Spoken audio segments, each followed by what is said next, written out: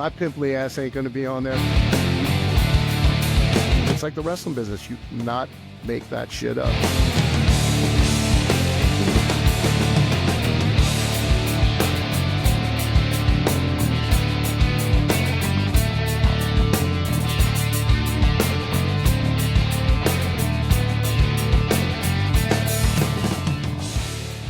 Guys, Reinforcer Radio is back on the air. My name is Jethro Lawhorn, and you know these two sitting to my right, the lovely Miss Karen. I will give you the first plug, Miss Karen. Hello there. Thank you very much. And, of course, my partner in crime, the Reinforcer himself, Andrew Anderson. Still alive and kicking. All right, guys. So, big show over the weekend. It would have been about a week and a half ago at this point, February 15th. You guys got to spend a little Valentine's Day together. We saw some of the posts going up. And then you guys went down to Louisiana and you did a show. Karen, first off, how did the Star Spangled Banner go? Unfortunately, I didn't get a chance to do it because our plane was delayed out of Philly. We had that snowstorm, and so we didn't get there until well after. So they told me they will bring me down again, too. But I would have killed it because I had it practiced and I was ready to go. Oh, well, that is a little on the disappointing side. I know you were really looking forward to doing that whole thing, but you did get to perform on the other side of things. At least you were in the corner over here of the Reinforcer. Guys, how did the match go? Well, when you're wrestling a Russian or a kayfabe Russian, you're not sure. Like I even told him, I said, I'm going to pull off that mask and expose your pimply face. It didn't exactly go according to plan. He tried to pull out a chain. Well, Karen, you tell him what happened. Well, there was a little cheating done by this Russian because, I saw him go over to the corner, grab a chain. I jumped up to try and get him to stop doing it. Struggled a little bit. I got to slap him across the face, but unfortunately it wasn't enough.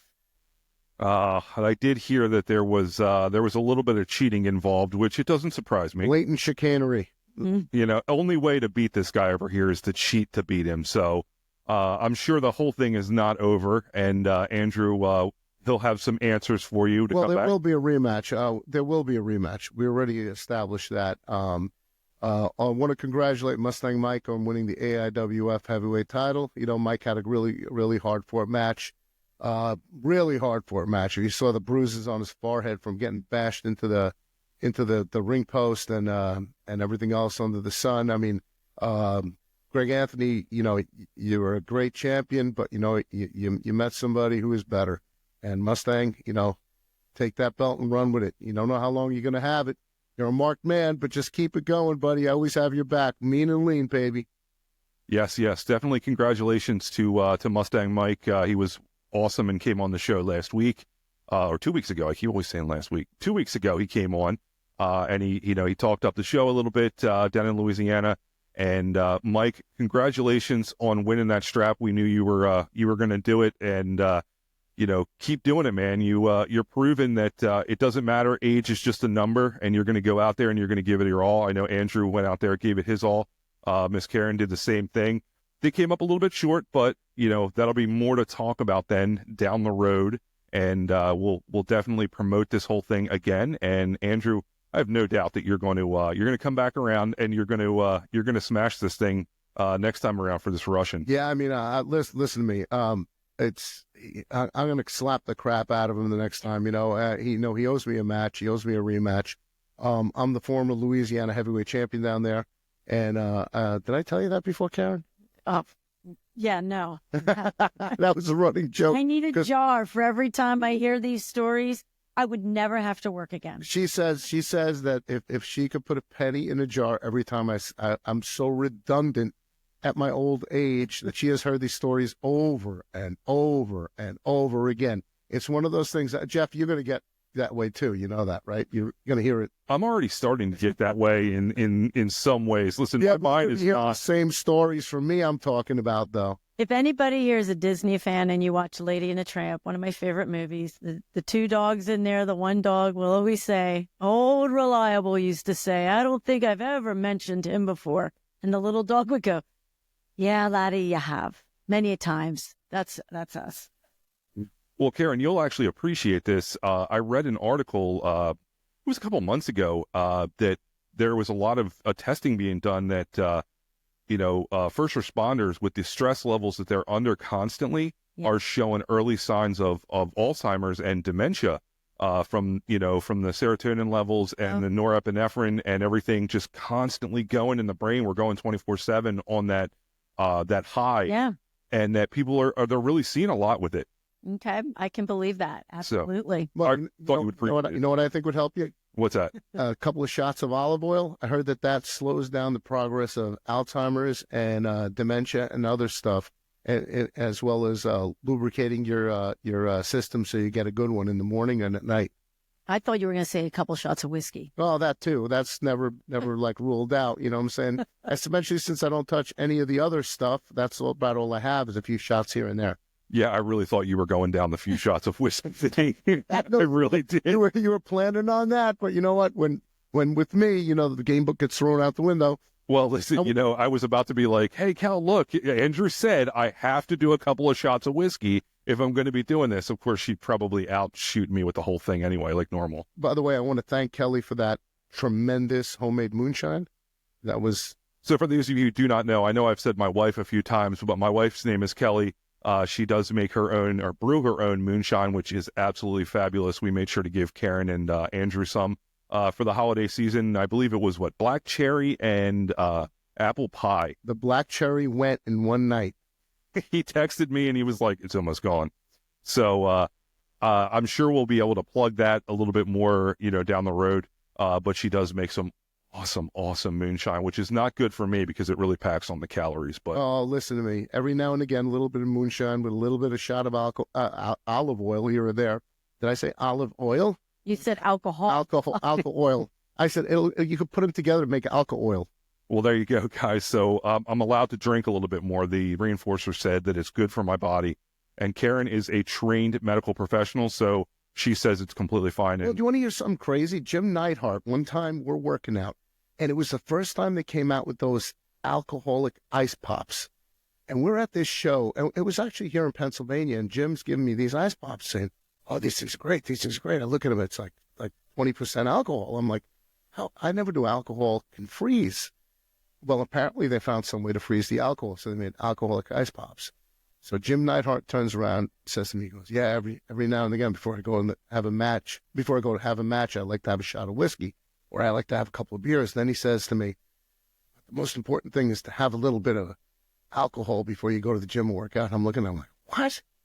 Tony Atlas is looking at me like, don't believe a word he says, Drew. So he turns around and says to me, he goes, I like a little bit of alcohol. The alcohol opens up my veins, and I get a good workout in. And he's pulling on his beard while he's saying that. He was definitely a character, one of the funniest guys I've ever met, too. And Tony was saying, don't believe a word he says. Don't do that. Oh, I'm sure. And listen, Tony, I think, knows a little bit about lifting and how to keep his body in shape. So I may err on the side of the Tony Atlas. Yeah. When it comes to working out there. But listen, I'm glad you guys had a great time in Louisiana.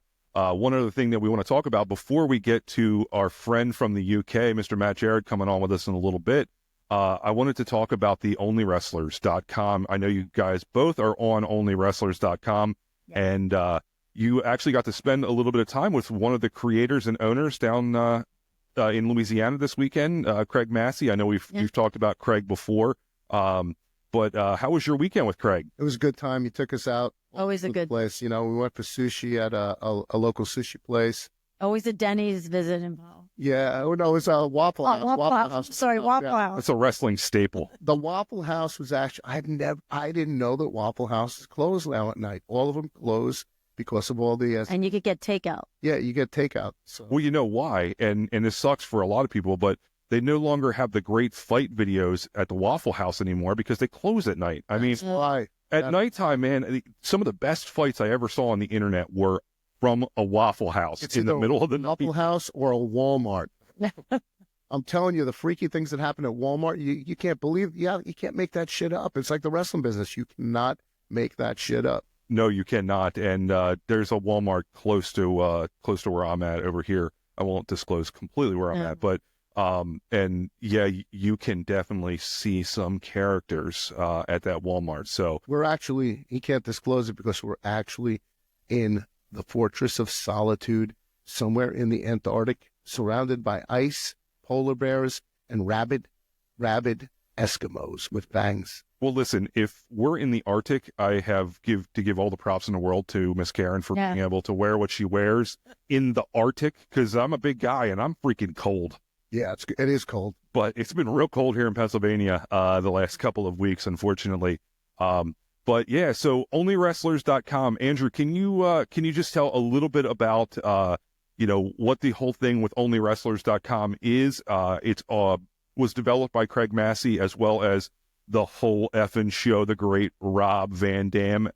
Those guys have a couple of a big show coming up in Hollywood, and they've got a lot really going on there. But please, just tell us a little bit about the Only Wrestlers as it was given to you and what people can expect with it. Well, I was one of the first wrestlers to be put on it, as well as Miss Karen came a little later. But the problem is I'm not computer literate, and I'm not exactly the most talented person with a computer. So I just literally got my profile and my pictures and everything on last night. And this morning I started working on it again to get everything up to snuff. So you basically go on there. It's a platform for the wrestlers. It helps you to network with the fans. The fans are the ones who control all the aspects of your career at this point. They will help you get booked on the show. Like I missed out on that show because I was not on it. But there's some really good talent on the show. Chris Adonis, Chris Masters, whichever way you want to call him. Trying to think who else. Brian Cage, Luke Hawks, my buddies from Jersey here who helped break in the business, the Backseat Boys, also known as the Graysons, and they're taking on a young team that I also know from working out up there in East Coast, Live Danger. Two good guys, really great look. They look phenomenal. They're going to be like the new Road Warriors or Rockers of the future. These guys are tremendous. And it's going to be a good time. The Juggalos are on there, Violent J, and it's just there's a lot going on. It's going to be a hell of a show, and check it out. That's going to be in Hollywood, California. I don't have all the details right now with me, but I will tell you this: go to onlywrestlers.com. Check out your favorite wrestlers. Check out Andrew Anderson. Go to Andrew Anderson on there. Go to the lovely Miss Karen. Go to me. Yes, go to the Miss Karen. Things that you can check out, pictures that we can't post on Facebook. Yes. Not of Andrew. We're not gonna go down that rabbit hole. No. That's you're not gonna be seeing that. My pimply ass ain't gonna be on there. That's for sure. Oh, by the way, my pimply ass still reminds me of that pimply faced Vladimir Koloff underneath that mask. He had those pus-filled zits under there. When I was punching him in the head, I could feel them popping underneath the mask. All right, guys. Well, we got to take a quick break because a gentleman calling in from the UK here in just a few minutes, the promoter of World Professional Wrestling, Matt Jarrett, is going to be calling us, talking a little bit of UK wrestling, a little bit of time he spent with Andrew Anderson over the years during the pandemic. So if you could, please stay tuned. We'll be right back with Matt Jarrett. Thank you. Check it out. All right, welcome back to it, guys. Reinforcer Radio back on the air with you. And as you can see, if you're watching with us, we've got somebody else on the screen. He's coming all the way from the UK, giving us a shout today. Matt Jarrett is on the air with us. Matt, how you doing, brother? Yeah, man, I'm all right. How you doing? It's like England and Jamaica, so you got two countries. My dad's from Jamaica, just deceased, and my mother's from England, so I'm representing two countries. All right, so we got UK and we got Jamaica. Maybe we'll be able to start getting a little bit of listeners out there in the Jamaican world. Yeah, absolutely. Now, Matt, World Pro Wrestling is the company that you own and that you run, and correct. It's been a lot of fun working with you. I worked in the UK with you, and we did the show at Cheltenham Town Hall, and I worked on that show with James Mason at WWE NXT guy. Yeah, correct. James is a trainer, and we had a really good match, and you had a really great card. I remember you had a lot of great talent, and it was great seeing my old friend Tony St. Clair there, and told a lot of stories. It was a lot of reminiscing on that show. Now, what are you up to these days? Well, I was going to do a show last year, but unfortunately, in June, my dad passed away, and passed away from cancer, and we couldn't bury him till August. So we nearly had a month between, the death and the burial. So you don't get the closure. I think when someone dies, once the burial's done and the funeral, you get the closure. We didn't get that. So my dad died, and literally, so I put on Facebook. I don't know if you read it. It was it was just a day I was really going through it, and I said, "Sod this wrestling. I don't need it no more." So I wrote a big thing and said I wasn't going to do it, and then it was just like something sparked in my head. I was sat at home one I think it was a Saturday or something. Sat down anyway, and it was just coming up. I can't even remember what it was all over, but something clicked in my head anyway, right? And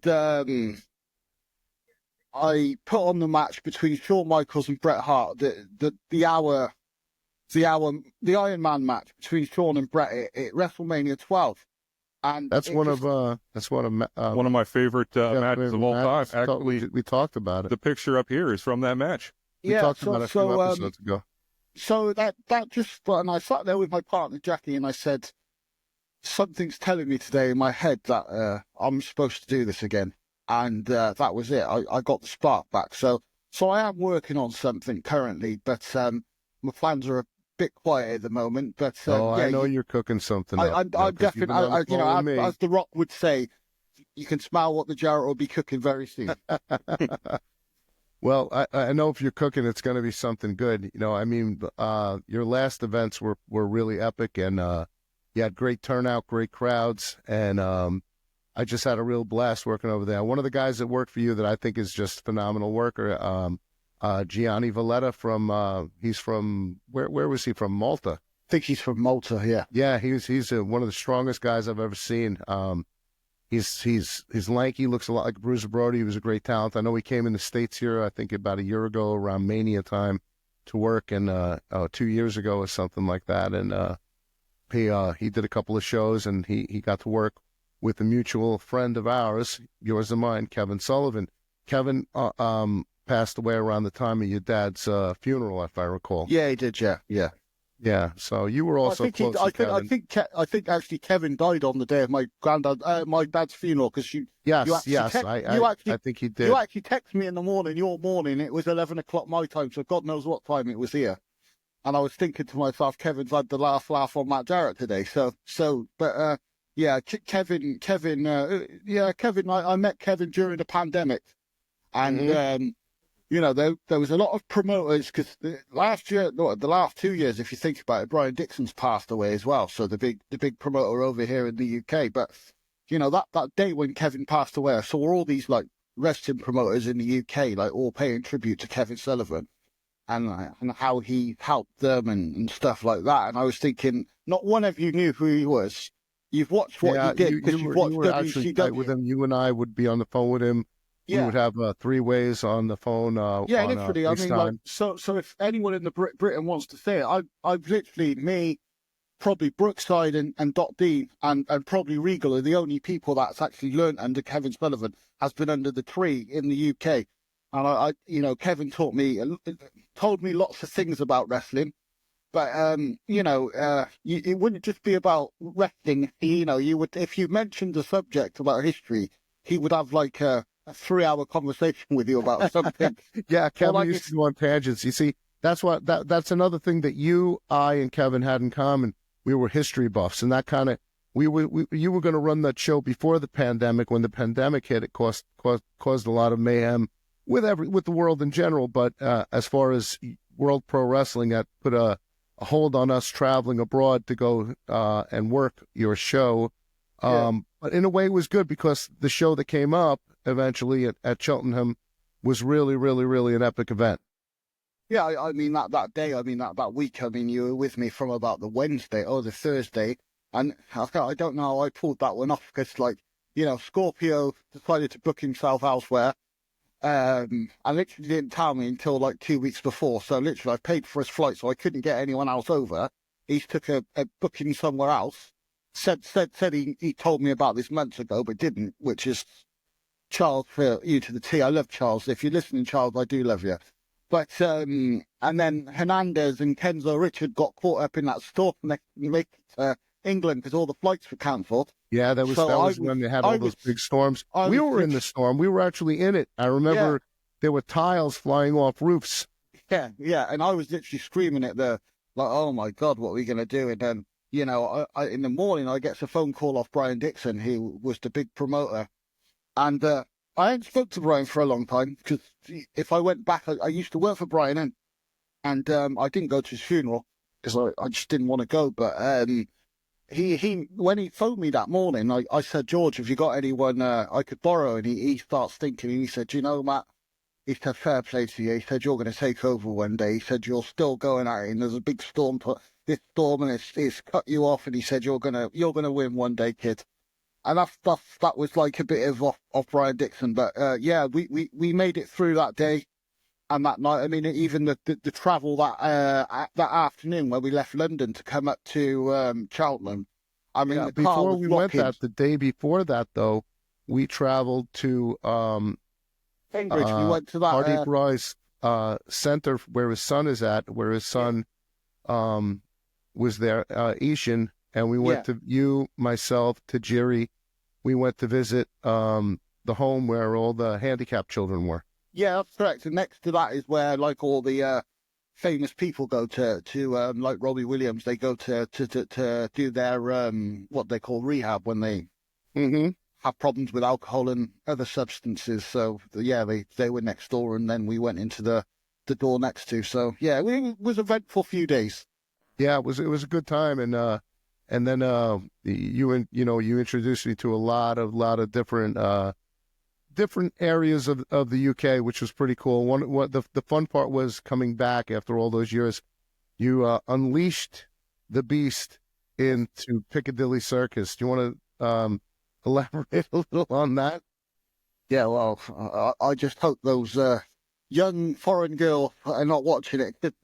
We could have got done. I went up to these Japanese girls, and I said, well, they weren't Japanese, that's the problem. I said, hey, we got a wrestling show in Cheltenham on Saturday, and I said, you know, we got a top Japanese wrestler for Tajiri, and they said, we're not Japanese, we're German. Oh, hello. We're German. He was saying, he said that. He said Tajiri's here with us, and they had no idea what the hell they were talking about. Yeah. It was one of the funniest things. Yeah, we had a couple of good days, and then, you know, we went to... when we met Tajiri, we spoke to that armed officer at the airport. You remember him? The guy with the big gun. And then obviously I took you to Buckingham Palace, the staff entrance, and the next minute we had the SAS coming at us and these big lights. And next thing I know, I hear freeze, don't move. Yeah, I look at Matt and I go, what the hell? And they got AK-47s pointed at us, and I'm like standing there like, what do we do? And he's like, well, yeah, Matt goes, I hope you have something illegal in your pocket. And I said, they have the guns on us outside of Buckingham Palace. And I'm thinking to myself, this is great. American wrestler arrested in the UK, trying to break into Buckingham Palace. We went around the back entrance to get to the front because it was blocked off at the time. The Queen was in residence, and Matt Jarrett took me on the side route. So, Jeff, you can imagine this, the look on my face when we have guys running down literally in SAS in full regalia, bulletproof vests, armor helmets, everything coming at us with guns blazing. And I'm like, oh my God, this is it. It's over. We're in trouble. If we didn't get shot, and then before you know it, they looked at me and they asked a couple of questions. They said, you one of those American wrestlers? And I said, yes. Before you know it, the helmets were off. The guns were down, hands were out, shaking our hands, telling us, getting a little more information about the show that we were having. Matt, being Matt, was a perfect promoter, promoting the show, the event, how we're going to do it, what we're going to do, what we have long-term plans. So it was pretty cool. So Matt really went to town. And me being me, of course, I had them all laughing and rolling with the American jokes, right? Yeah. Just the old American. I think that weekend or that week there had been like a problem over in Spain. I think there had been a terrorist attack. Yeah, so anytime there was a terrorist attack in Europe, obviously any sort of like royal residence, they become heightened. And it's amazing actually, because when you're in Cheltenham, actually Gloucestershire, where the show was, Cheltenham, that is actually where the spy centre for England is. That's the MI5. It's called GCHQ in the head. the head of that's in Cheltenham, actually. It's called the Donut. That's the main spy centre for the UK. And there's actually, it's not supposed to be, but in the war, there's a place called Boddington, which is another place in Gloucestershire, is where they've got bunkers underneath. And that's where they did all the, to find Hitler and stuff like that. So Gloucestershire's always got that real heightened area. There you go. There's a little bit of history lessons. And I remember that you were pointing that out to me. That was pretty much one of the English version of the Pentagon, sort of, right? Yeah, pretty much. Yeah, pretty much the same. Yeah. Now, did you get the Queen then to hit the show up and check you guys out? I tried to, but I don't think she was very interested. I think she was probably a bit annoyed with Harry at the time, or Andrew, maybe one or two. I don't know. She knew Regal wasn't going to be there, so she wasn't coming in. Yeah, I'll tell you. Now, Matt, how did you get hooked up being a promoter and doing the whole thing with WPW? Right. So I started wrestling in 95 when I was 15. I started wrestling professionally. So 96 I turned professional. And in the very venue, Cheltenham Town Hall, I was just thinking about this. It was the other day I went over to my mum's house, and in my mum's closet I got a suitcase with all old posters and everything. And I thought, which was the first one? And there was the first one I whipped off a wall at Cheltenham Town Hall. This was years ago. I was 10 years old. And the first show I ever went to, it was, I was 10 years old. And the main event was Fuji Yamada, a.k.a. Jushin Thunder Liger, who was here at the time, against Rollerball Rocco, who was actually the original Black Tiger. That was the main event. Also on that show was Masa Funaki, the guy that started, the one who started Pancrase over in Japan, and he was against Dave Finley. There's another match between Danny Boy Collin, one of my heroes, obviously, and he's against Chick Cullen, I think. And I'm sure on that very poster, Owen Hart was over here as well. So could you imagine like a bill like that? So you're very close with Danny Boy Collins. Yeah, I was. I haven't spoke to him for since Richard died. The old guy died. I haven't really communicated him as much as we do. I speak more with his brother Peter. Peter Collins was the one that taught me. So I got into wrestling, and then around about 2007, that's when I started wanting to put shows on, because I just felt like Gloucestershire, where I lived, there was a lack of shows.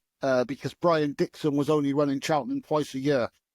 Because a lot of Americans don't realise that when the World of Sport era, which is our like golden era from like the 50s right up to the 80s, I think came off the telly, free telly in 1988. So ITV, and back then we only had 3 channels in the UK. So you guys over in the States are like spoiled. We only had 3 channels. So wrestling was on ITV every Saturday afternoon at 4 p.m. Literally, England stopped. The high streets were shut because people went to watch wrestling. But all these big shows like Cheltenham Town Hall, they were run fortnightly. In London itself. Were you a big fan of Big Daddy? No, I wasn't. No, but I did watch wrestling. I was more of a Nagasaki person. Okay. I like the mask and stuff like that. But going back to the story, So in London alone, between the 60s and probably like the early 80s, there was a show. There was at least 3 or 4 shows a night in London itself, and there were shows all over the UK, everywhere. So I thought Gloucestershire, I could do something different to Brian, and that's when I started promoting and I started using. And the first show I actually made a profit, I had Robbie Brookside on. So that was the second show. The first show was an absolute disaster, which every promoter who tries the first one's an absolute crap. And then the second one was I had Robbie Brookside against Charlie Rage. It was me against Keith Meyer. I had Johnny Kidd against Dr. Death. And I had Joe Redman against Chris Kay. And that was really the start of it. And then, Bill. Joe Redman. Joe Redman was on the show in Cheltenham. He's a phenomenal athlete. Yeah, and then he's a hell of a performer. And then if I think about it now, some of the wrestlers I've had over here, we've had some real big stars. I mean, we've had AJ Styles. He was IWGP champion when I brought him over, so that was the first time it happened in Europe. We've had Tanahashi, we've had Liger, we've had Kojima, we've had Harry Smith, we've had Two Cold Scorpio, we've had Tajiri, we've had some real big stars here. You had the Von Erich brothers too. I had Ross and Marshall the first time they've ever been to Europe. I think it was the first time they ever left Hawaii, actually. Yep. So, yeah. Now, correct me if I'm wrong. Actually, Too Cold was your first champion, right? Yeah, that's correct. Yeah. Yeah, he was the first champion. And then he was supposed to come over to wrestle a guy called MVK over here, but unfortunately Scorpio couldn't make it. I've recently started communicating with Scorpio in about November, but obviously can't leave the United States at the moment because he's on charges for something. I don't know what's happened there. Yeah, so he can't leave the States at the moment. Hopefully all those charges will be dropped. From what I've been told, what he's told me, and I do believe him. He was a security guard, and some went from with a knife, and you have the right to defend yourself. So so let's hope that clears. Charles is a great guy, man. I mean, he's one of the best. He's one of those guys you definitely don't want to mess with. He's definitely in my top 10 of all time. Yeah. I was lucky enough to see quite a bit with him. Obviously, being outside of Philadelphia, we were privy to the early ECW days around here, so seeing him doing the Too Cold Scorpio bit, thank God no longer that Flash Funk bit, from WWF in the 90s, but we were really lucky to get to see a lot of great stuff out of him in ECW in Philadelphia. And I was just in the ring with him not too long ago. I was in the ring with him about 2.5 years ago for Outlaw Championship Wrestling. It was at a show in Brooklyn, New York, and he was wrestling Crowbar in a singles match, and I was out there and seconding Crowbar with Kevin Sullivan and Scorpio, and I did a spot outside of the ring and getting into the ring and stuff. So it was pretty cool, made me look like Superman. I threw one punch and he bumped right on the concrete. Boom. Picked him up, body slam. Boom, right onto the concrete. Really great performer, great guy. And I've been friends with him for years. And Charles, if you're out there listening, we love you, I was lucky really in that period when ECW was on. I mean, I didn't watch ECW. They did once I was in the business, and then the guys were giving the tapes out backstage and stuff like that. Take that home, man, and watch that. But go back to that, we had a thing called CWA over here. It was in Germany, where Otto Vance used to run all the big tournaments, and I can remember going over there as a young boy to just go to watch. I didn't take part. I'm too small and I'm not that good, but. You've got the Chris Benoit, Jericho, you name them, Liger, Chono, they've all been over there, the Warrior, all of them.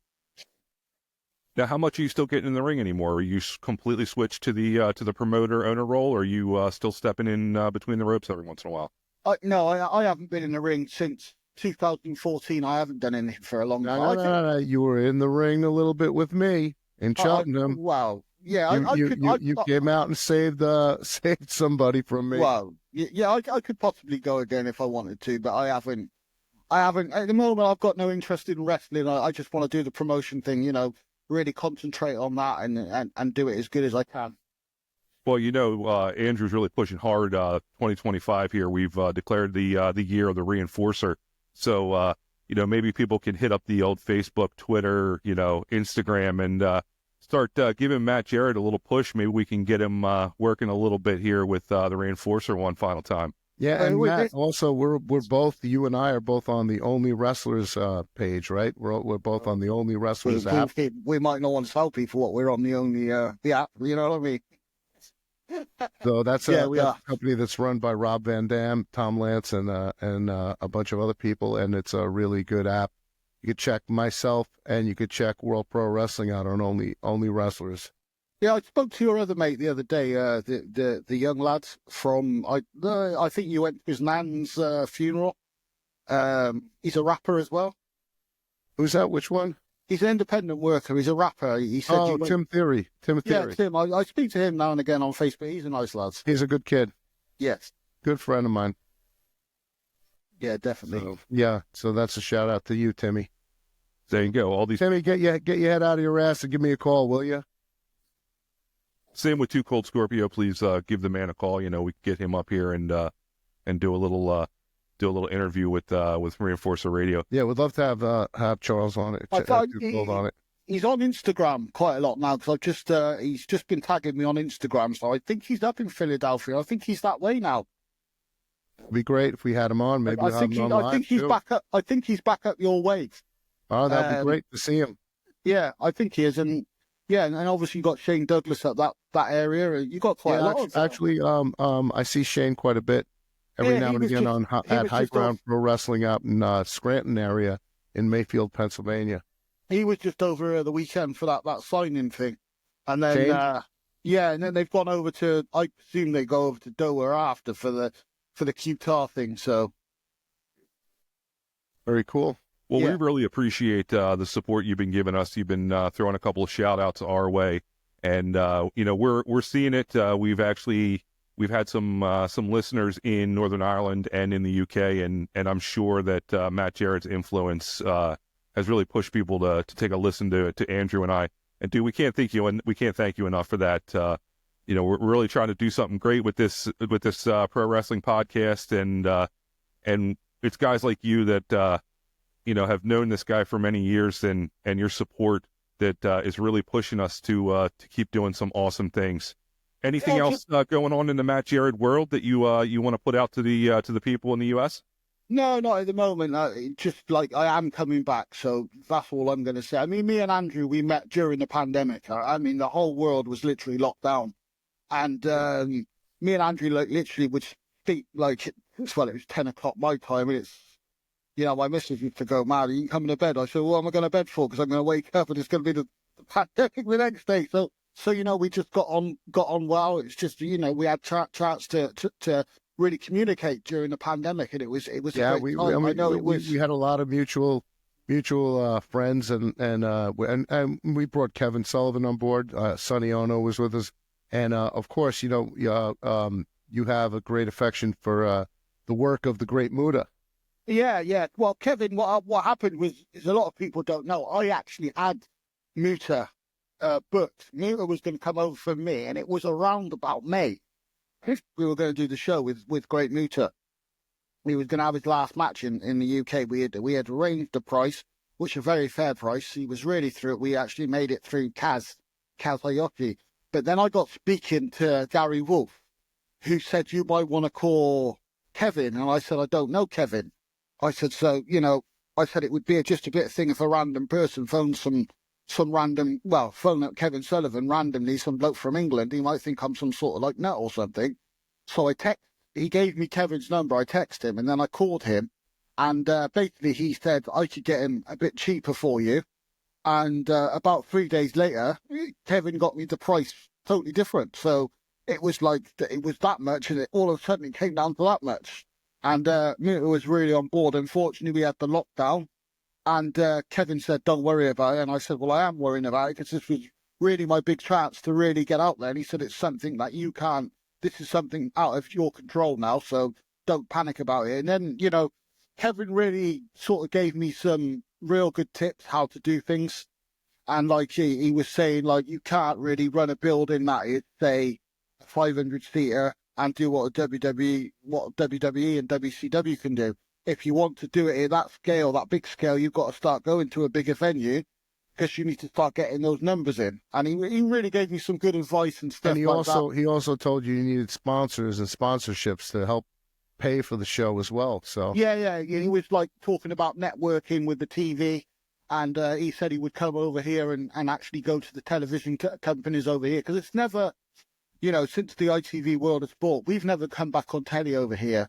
And I spoke to a certain superstar who I'm in contact with. I'm not going to mention because I just want to keep it quiet at the moment. But that was one of the conversations. In the conversation, that was one of the chats we had about. And in the conversation, we did mention why hasn't a British promoter been back on our own TV over here? We can do it. But why can't we just get to that next level? And that there's obviously something that is not clicking over here, right? If you know what I mean. Exactly. Well, listen, in the meantime, just want to say Gary Wolf keeps saying to me that I owe him a booking in the UK. So, Gary, you got to talk to Matt because I'm not the booker. Matt's the booker and the owner. So, There you go, Matt. You're gonna have to get back with the pit bull there and get that thing rolling. And the Cuban as well. Yeah, Fidel Sierra wants to speak to you too. I haven't spoken to him for ages. Is he still kicking? Yeah, he's around. A very good friend of mine. He'd really love to come back to the UK too. He was just in the UK just not too long ago for a signing or something. I think he wrestled. He wrestled. I think it was for I think Brian he wrestled. Dick's I think family. so. Yeah. So, and you know what? I want to thank you too, because that show for World Pro Wrestling that we did in Cheltenham, I got to reunite with Tony Sinclair. I haven't seen him since I was in Germany working with him, and it was a really good time. We reminisced about stuff with the Nasty Boys and stuff, mutual friends and everything. So it was really, really cool to see Tony. Always had a lot of respect and love for him. Yeah, I haven't spoken to him for a long time. I haven't spoken to Tajiri either for a long time. I heard that you were at WrestleCon with him or something. Yeah, I was with him at WrestleCon. Yeah, a friend of mine came over to America for the WrestleMania. I think it was Philly, was it? Yes. And no, it wouldn't have been Philly. It would have been the one before that, wouldn't it? No, it was the one in Philly. Tajiri was here in Philly.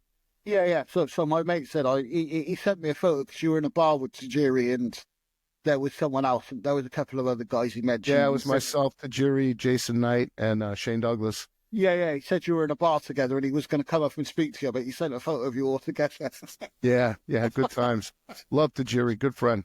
Yeah. Tajiri's an awesome guy, isn't he? All right, Matt. Well, again, thank you for taking a little bit of time and out of your busy schedule, and coming on here with the Reinforcer and I. I know you have something absolutely big you're working on right now, and we can't wait for you to come back on with us and talk this whole thing.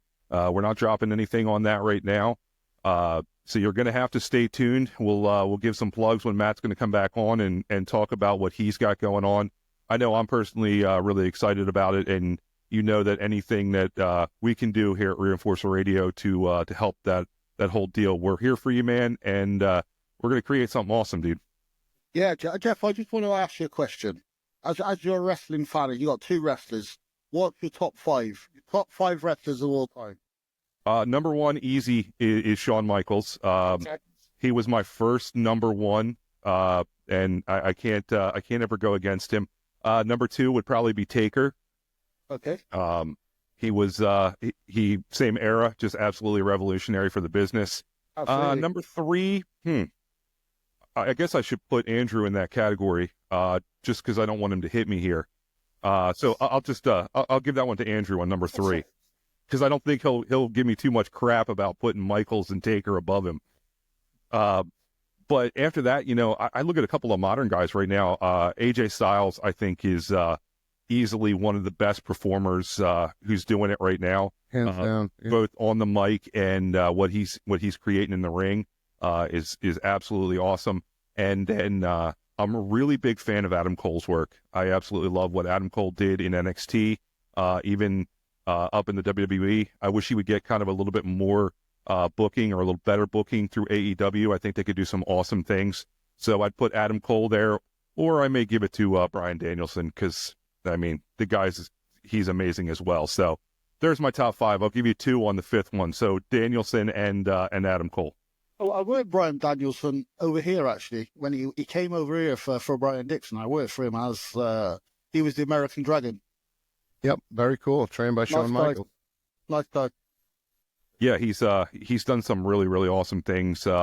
And the fact that he showed that, some of the smaller guys once again can go. I mean, Michaels obviously did it in the 90s and 2000s, but there was a little bit of shift in the the John Cena years of WWE, and then for Danielson to come back around and and guys like Triple H and Orton to put him over at WrestleMania 30, I think just said a lot for his character and what he was doing for the business at the time. Yeah, I listened to your episode. I think it's the first episode you guys did, and you mentioned Shawn Michaels. So I'm actually looking forward to the episode when you talk about Shawn Michaels, because, yeah, I mean, that is a subject of himself. And as Andrew said, he's up there. He's one of the greatest. I mean, he's one of the greatest of all time. Yeah, Shawn I mean, Michaels, I've got a total different, obviously a different top five than your great Yeah, stuff. buddy, go shoot it out there. Oh, not in any number. So this is Shawn is definitely in there. Shawn Michaels. Benoit would definitely be in there. I've got to say Danny Collins. I've got to say Liger. And if they're six, I've got to put Eddie Guerrero definitely in there. And I've got Really to put Brad Armstrong. They're probably my top. And I Brad always say, Armstrong was phenomenal. I always say Underrated. some of these young wrestlers today, they look at, you know, AEW and WWE and all that, or what's going on in New Japan and all that, but they don't really watch. Go on YouTube and watch some of the old All Japan Pro Wrestling or some of the Mid South stuff. And you know, when Andrew was over here, we did speak about different eras of wrestling. You know, watch Superfly Jimmy Snuka, watch Bruiser Brody, watch all these old wrestlers who were, you know, Dynamite Kid. I mean, you know, some of the matches Dynamite had, you know, today they would stand up still to this day to, and I think even, you know, Shawn Michaels or Bryan Danielson would even say, you know, that match is equivalent of me and Brett and stuff like that, if you know what I mean. Absolutely. I mean, my favorite match of all time, believe it or not, is not the Iron Man match between Shawn and Brett. Actually, it's the year before that, or actually 2 years before that, WrestleMania 10, when Brett and Owen went at it at the beginning of the show. That match, I remember watching that match as a kid and just being in awe of what those two were able to do in the ring, and it really changed my perspective of professional wrestling. So number one for me, match-wise, is hands down Brett versus Owen, WrestleMania 10. And my match of all time that I loved was Ric Flair versus Rick Steamboat at the Clash of Champions 2 out of 3 falls. I think when Andrew got home, I texted him, not when he got home tonight, but when he came over from England. So I then had this idea that I was going to wrestle again. And I sent a text to him. I sent him, look, can we do the match that Sid and, was it Sid and Shawn, or was it Vader and Shawn? I said one because I know that, you know, if I don't do anything too complicated, and I mean, it would be easier for me to be in with a big guy, I think I could follow an easy match. And so, yeah, it was Shawn and Sid. I texted him the one from Wembley Stadium. Yep, you and I would have had fun. You and I would have had fun. Was that the one where he pulled off the fake leg of Mad Dog Vachon? No, it was the one where he beat up Lothario. It was at New York, Madison Square Gardens, because obviously Andrew was living in New Jersey at the time. So I'm sort of thinking to myself how we could do this, and I'm thinking, actually, we can't do it like that, because the English crowd, especially if an American comes out and really abuses people like Andrew does and starts calling people James Bond. I mean, I've got it on DVD. I should give it you. Andrew was like, literally, I had to come by the curtain, like the door, because I thought one of the guys like kicking the jump the chairs at Andrew, because he was going mad. He was oh yeah Joe, and I was throwing chairs around, everything, screaming. I was have an heart attack. I think you just posted a picture of that recently, didn't you? Up on the WPW where Andrew's throwing the chairs. No, that's in the ring, but it was actually a kid. He was sat in the audience, and I think he was he was probably in about the third row on the side of the ring, but he was absolutely going mad. And Andrew kept saying, "Why don't you sit down and shut up?" And every time he said that, he kept standing up. And actually, the second show which we had there, we had a guy called Tucker on. He was with WWE, Irish lad, and him and Andrew would have gone perfect together, or Andrew and Adam Maxted would go perfect together. Yeah, it was just fun. You know what it was? It reminded me of about a year and a half ago. We were working for Paul Lee's company in Georgia, in Ringgold, Georgia, and it was myself and the Barbarian, and we were wrestling against Mims and this Iron Man guy. I forgot what his full name is, but he was a local hero and steel worker. And we just had this crazy match, and they were throwing gobstoppers and batteries in the ring, and the place was a riot. Somebody actually tried to assault Karen because she was taking pictures of us, and they knew we were together at the gimmick table. It was just insanity. It was just a real riot. Shout out to Paul Lee. And by the way, Nature Boy Paul Lee, I'm thinking of your son, Peyton. Peyton, I hope your kidney transplant went great. I love you, buddy. I love you. You know, come on, get better, kick it out, and maybe you come out with me to ringside one day with me and Karen and help raise some hell. All right? Oh, Well, listen, really? I think before we conclude this whole thing with Matt, I think we need to hear Andrew's top five. Since we heard our two, I think we need to reinforce his top five. Well, I have a can Mount actually tell Rushmore. you what Andrew's top five is. It's Matt Well, there's a Jarrett. Mount Rushmore. It's Matt But Jarrett. I'm not going to get into what I think are the greatest of all time, like wrestling wise, as far as popularity and what they did for the business. My personal favorites, my favorite of all time is Bruiser Brody, Stan Hansen, Jimmy Snuka, Terry Funk. And I got to say, a lot of people will say no and yes, no, but they don't know, but they probably don't even know who he is. Mark Lewin, the original Purple Haze, Maniac Mark Lewin. I love those guys. They were just some of the guys that influenced me. I have to include Don Morocco. Don Morocco, the original Rock, one of the biggest influences in my career. So he was just a dream. I love the Bulldogs. I love the Road Warriors. Who would have thought that the Road Warriors would become friends of mine and Animal would become one of my closest best friends over the years. And Kevin Sullivan, obviously the devil himself, he like a papa to me. There's so many people who influenced my career. I can go on and on. So I don't have a top five. I probably have a top 50. And, as a kid growing up, I wasn't a fan of Nikolai Volkov, but Nikolai would become a good friend of mine. He taught me a lot. There's so much that I could say about the business in the last 30 some odd years. And it's just a good time. As far as current athletes and talent that's out there right now, Braun Breaker, I've never seen anybody move that fast in the ring at that size. My buddy who I worked a lot when he was breaking into the business, Damian Priest, I love him. He's a phenomenal talent. And of course, another good friend of mine who I've been friends with for years and friends with his family, Jacob Fatu. Jacob He's killing it. He's killing it right now. He is phenomenal. He's a monster. And Jacob, keep doing what you're doing, and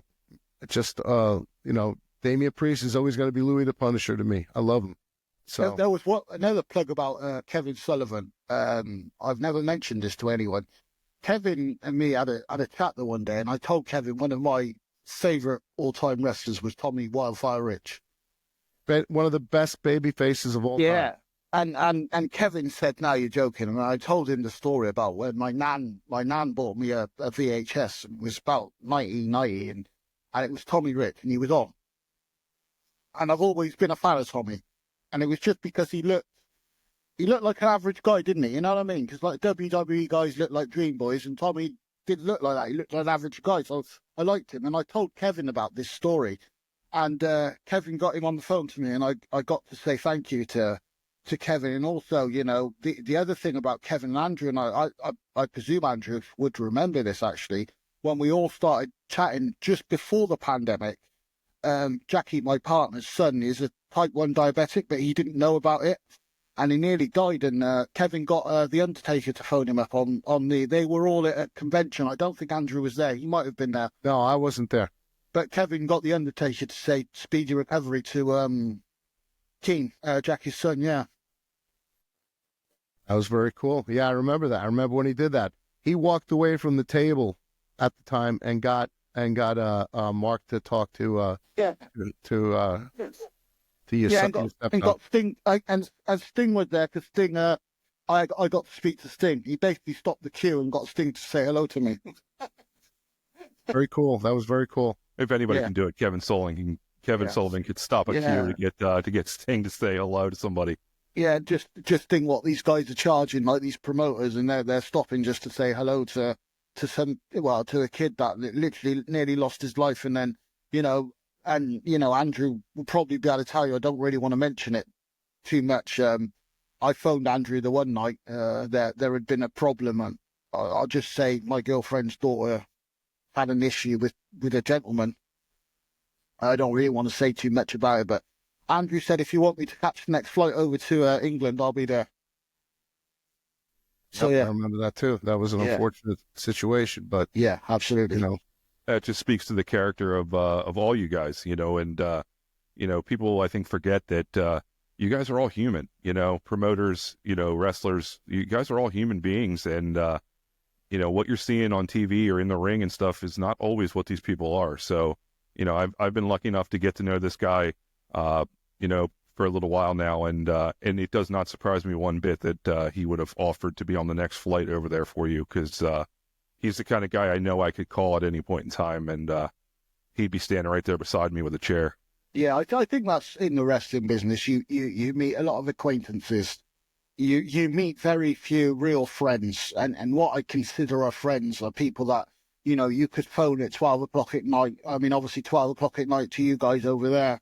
If I phoned you at 12 o'clock, it's probably like 6 o'clock in the afternoon for you guys. So you'd be alive, but awake. Sorry, not alive. But you know, I mean, real true friends are people that you would. You know, I did a favour for a certain wrestler the other week, and I took a photo of Brian Jones's his grave. The guy Brian Jones, the original from the Rolling Stones, the original guitar player. Guy that Keith Richards. He was born in Cheltenham, where I live, and his gravestone is not far from where I live. So I went up there and took a photo of it, and I sent it over to Andrew, and he was, you know, he was real thankful and stuff like that, and that's a real friend. You know, it's not like I sent him a Christmas card. I just sent him a photo, and Andrew got that guy, and I'm not a rocker, you know, I like hip hop music, but, you know, he got Ace to speak to me and, you know, stuff like that. So it's stuff like that goes a long way. Yeah, it really does. You know, it's funny because Andrew, every time, not every time, but a lot of times when he walks in a room with me, you know, he's always got something because he knows I'm a collector. Whether it just be an old wrestling T-shirt or an old poster or, you know, anything, he's just like, here, I found this for you. And, you know, he doesn't need to do that stuff. He, you know, we're doing this whole thing, but, you know, he knows my love of this business and my love of pro wrestling. And he always has something there to be like, hey, yeah, here, this is really cool. You should check this out. Brought you a container of Reinforcer coffee at JanusCoffeeRoasters.com. Reinforcer coffee, shameless plug. It's for you, Jeff. Thank you. I appreciate it. If you come over, obviously, if you don't come over with him, and what I definitely will, man. And like I said, I look forward to helping you where we can with the secret coming up. And Matt, you know, I need to contact Janus Coffee Roasters, see if they make tea for me in England, so I could have Reinforcer tea. I just had my cup of tea with my there you go, my London cup here, my special London cup. Well, listen, we have to go. We could take a break for our sponsors and continue the show. It was great having you on, Matt. We love you. I know I love you, buddy. We've been down the road. We've been we did a lot together. So let's hope we do a lot more coming up in 2025. Yeah, man. Just make sure you say hello to Mustang Mike for me. I will. See you later, my friends. Take care, buddy. Ladies and gentlemen, there he is, Matt Jarrett. Reinforcer Radio. Once again, thank you, Matt Jarrett, for coming on with us and spending a little bit of time talking about the Reinforcer, talking about his time in professional wrestling. Thank you, Miss Karen, for dropping in, as always. Thank you so much. And talking about the show they did last week, or 2 weeks ago at this point. Here we go again. Down in Louisiana. Congratulations to Mustang Mike. And, guys, we're going to wrap this thing up. And I don't have to ask about things with Kevin Sullivan this week because Matt Jarrett, he told some awesome stories about Kevin Sullivan. But we will definitely get back to our segment of reminiscing about Kevin on the next show. Andrew, anything for the people real quick? I want to wish Gangrel a happy belated birthday. Gangrel, Dave Heath, love you. Happy birthday, my friend. Birthday. I miss you. All right, guys, there you go, Gangrel. We love you here at Reinforcer Radio. Give us a shout sometime. And, guys, we will see you around. Oh, by the way, today is Tim Storm's birthday. Happy birthday to Tim Storm. While we're recording this, Tim Storm's birthday going down. So happy birthday, Mr. Tim Storm, as well. And I'm going to wrap this thing up before Andrew gets more thoughts in his head. So we will see you guys next time. Bye.